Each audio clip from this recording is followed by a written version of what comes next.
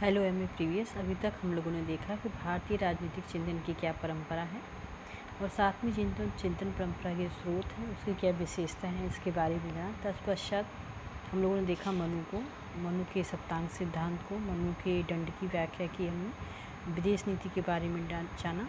उसके बाद हमने कौटिल्य को देखा और अब हम देखेंगे कि शुक्र नीति के बाद, शुक्राचार्य को समझने के बाद हम आगे देखेंगे कि शांति पर्व अवगणना सूत्र क्या है।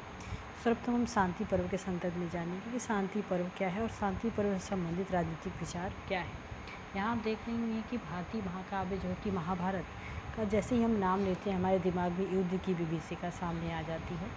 तो युद्ध तो था ही उसमें, परंतु युद्ध के साथ ही उसमें बहुत सारे ऐसी चीज़ थे जिससे हम बहुत कुछ सीख सकते हैं और ले सकते हैं। वर्तमान समय में इस शांति पर्व को पढ़ने के पीछे गवर्नमेंट का यही उद्देश्य है कि आप उससे समझें और जानें कि राजनीति के लिए कितनी बड़ी देन था ये शांति पर्व। महाभारत में हालांकि ये एक जो है कि शांति पर्व उसकी एक अमूल्य निधि है, परंतु जब आप शांति पर्व को देखेंगे तो कृष्ण के विराट रूप से जो है कि दर्शन से इसका प्रारंभ होता है। हालांकि महाभारत में 18 पर्व हैं, परंतु उसमें जो है कि 18 पर्वों में शांति पर्व जो है 12वां पर्व है। और महाभारत में जो है कि 1 लाख श्लोक हैं और विभिन्न तरह के श्लोकों के साथ ही शांति पर्व भी शुरू होता है। यहाँ पे शांति पर्व में क्या दिया गया है, यहाँ पे जो है कि जब भीष्म पितामह युद्ध के पश्चात क्या कहते हैं तीरों के सैया पे सरसैया पे से लेटे हुए हैं, उस समय युधिष्ठिर आते हैं और उस युद्ध की विभीषिका को देख करके वो इतना परेशान हो जाते हैं। जैसा कि आपने अगर इतिहास पढ़ा होगा तो देखा होगा कि उसमें कलिंग युद्ध के बाद अशोक बिल्कुल विचलित हो जाते हैं, उसी तरह से युधिष्ठिर विचलित हो जाते हैं। अपनों का खून देख करके, अपनों की हत्या देख करके उनको बहुत ही दुख महसूस होता है कि हम किससे लड़ रहे हैं। तो शांति पर्व में इसी को दिखाया गया है कि उनके विचलित मन को शांत करने के लिए जो है कि भीष्म पितामह उन्हें सलाह देती हैं कि आप किस तरह से अपनी शासन व्यवस्था को आगे चला सकते हो विजय के पश्चात। तो उसमें उन्होंने शांति पर्व में 3 तरह के उप पर्व की भी बात की थी। पहला था राज पर्व, दूसरा आपद पर्व और तीसरा मोक्ष पर्व। तो इन तीनों पर्वों को मानते हुए उन्होंने कहा था कि जो है कि आप अपने कर्तव्यों और धर्म के मार्ग पर चलते हुए सुशासन का वर्णन करिए, सुशासन की राह पे चलिए। शांति पर्व में राज्य की उत्पत्ति के संबंध में विचार दिए हुए हैं।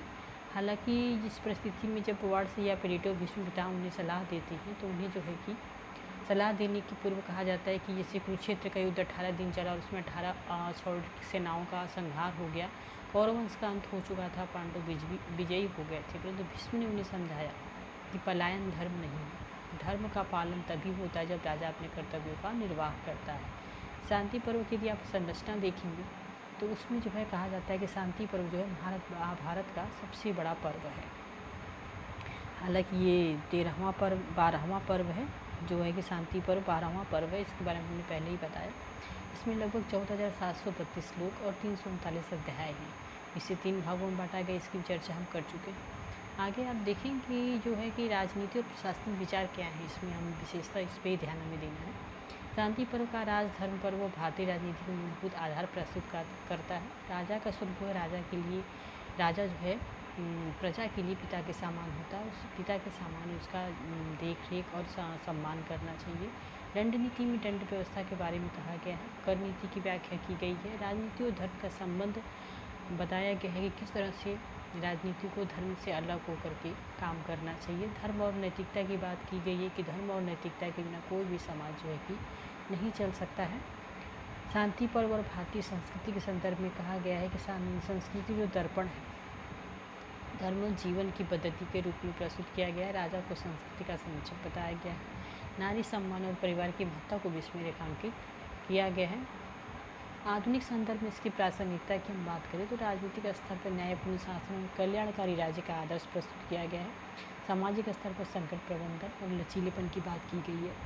व्यक्तिगत स्तर पर आप देखें तो आत्मज्ञान और मानसिक शांति की इसमें प्रेरणा है, क्योंकि युधिष्ठिर जो है बहुत परेशान थे उस समय उनकी बातों को सुन करके उन्हें बहुत ही शांति मिलती है और बहुत ही सुकून होता है, क्योंकि वो बहुत ही परेशान हो चुके थे युद्ध को देख करके। तो जो भारतीय चिंतन में जो है कि आप देखेंगे हमेशा छोटे छोटे मंत्रिमंडल की बात की गई है। यदि शांति पर्व की हम बात करें तो उसमें कहा गया है कि शांति पर्व में 37 मंत्रियों का उल्लेख किया गया है। साथ ही मंत्री परिषद सभी वर्णों का, ब्राह्मण, क्षत्रिय, वैश्य, शूद्र सभी का प्रतिनिधित्व की बात कही गई है। और शांति पर्व जो है उनमें जो मंत्रिमंडल के सदस्य उनकी आयु 50 वर्ष तक काम करने के लिए बताई गई है। हालांकि शांति पर्व जो है राजनीतिक और कूटनीतिक विचारों का उल्लेख तो मिलता है, साथ में महाभारत में के पश्चात इतने बड़े युद्ध के पश्चात जो है कि शांति स्थापित करने के लिए ये पर्व स्थापित किया गया। और साथ में इसमें राज्य के सावेज सिद्धांत ऑर्गेनिक थ्योरी की भी बात की गई है। भारतीय राजनीतिक चिंतन में राजा और राजा के बीच कोई भी अंतर नहीं है। राज्य का मूल कार्य जो है वो प्रजा की रक्षा करना है, धर्म की रक्षा करना और दंड को जो है कि सही से लागू करना है कि किसी भी गलत व्यक्ति को दंड न मिल सके। साथ ही सकारात्मक पक्ष धर्म और राजनीति का समन्वय, व्यावहारिक और दार्शनिक शिक्षा, समाज सुधार की भावना, वर्ण व्यवस्था में ब्राह्मण प्रधान दृष्टि से है और आधुनिक मूल्यों से दूरी जो है कि की गई है। तुलनात्मक दृष्टि में देखें तो अशासन सत्ता की यथार्थवादी राजनीति में बल देता है, जबकि शांति पर्व नैतिक और धार्मिक दृष्टिकोण प्रस्तुत करता है। और निष्कर्ष के रूप में हम कह सकते हैं कि शांति पर्व के युद्ध की बात की कथा नहीं है, बल्कि यह शांति, धर्म और नैतिकता की पुनः स्थापना का ग्रंथ है। इसमें बताया गया है कि राजनीति तभी स्थायी है जब तक वो धर्म से जुड़ी हुई है। संकट की घड़ी में धर्म का पालन लचीलेपन के साथ करना चाहिए। आत्मा और ब्रह्म की एकता का जीवन का परम लक्ष्य है। आज के समय में जब राजनीति भ्रष्टाचार से ग्रसित हो चुकी है, समाज में असमानता से पीड़ित है और व्यक्ति मानसिक अशांति से गुजर रहा है, तब शांति पर्व की शिक्षाएँ मार्गदर्शक हैं। यह हमें बताती हैं कि सच्ची विजय केवल बाहरी नहीं बल्कि आंतरिक शांति और आत्मज्ञान में है।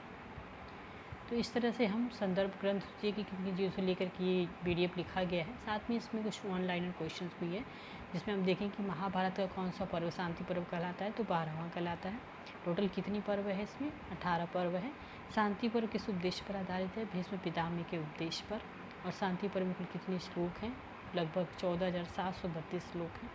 शांति पर्व कितने उपपर्व में विभाजित है? 3 उपपर्वों में विभाजित है, राजधर्म पर्व, आपदा धर्म पर्व और मोक्ष धर्म पर्व। आपदा धर्म पर्व का मुख्य उद्देश्य है कि संकट की स्थिति में जीवन रक्षा और न्यूनतम हानि का ध्यान रखा जाए, जिससे कि आपदा के समय भी, संकट के समय भी हम जीवन को अच्छी गति दे सकें।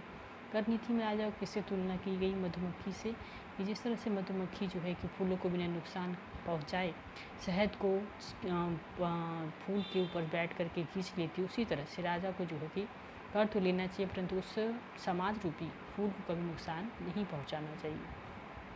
मोक्ष धर्म पर्व का मुख्य विषय है आत्मा, ब्रह्म और मोक्ष की प्राप्ति। तो शांति पर्व राजनीति पर किसके अधीन मानता है? धर्म के अधीन। नारी सम्मान किससे जोड़ा गया है? समाज और संस्कृति की स्थिरता से। शांति पर्व का आधुनिक महत्व क्या है? कि न्यायपूर्ण शासन और शांति और आत्मज्ञान की प्रेरणा। तो इस तरह से हम देखें, शांति पर्व एक तरह से हमें राजनीतिक सीख तो देता ही है, साथ ही हमें नैतिक सीख भी देता है कि हमें आर्थिक समय में, संकट के समय में, आपदा के समय में हमें किस तरह से अपने धर्म को, अपने जीवन को यापन करना चाहिए। जैसे कोविड के समय में हम परेशान तो ज़रूर थे, परंतु हमें जो है कि हमारी सरकार ने वो सारी सुविधाएं जैसे कि वैक्सीन वगैरह फ्री में लगवाना, और जनता से कर तो ज़रूर लेते हैं, परंतु आपदा के समय में सहायता करना भी एक महत्वपूर्ण धर्म होता है राजा का। इसी तत्व को उजागर करने का प्रयास किया गया। तो शांति पर्व हमें सिखाता है कि धर्म और नैतिकता और राजनीति को किस तरह एक साथ लेकर के चला जाता है। तो आगे का हमारा चैप्टर रहेगा गणना सूत्र, जिसमें हम पढ़ेंगे आगे। अभी के लिए फ़िलहाल इतना ही।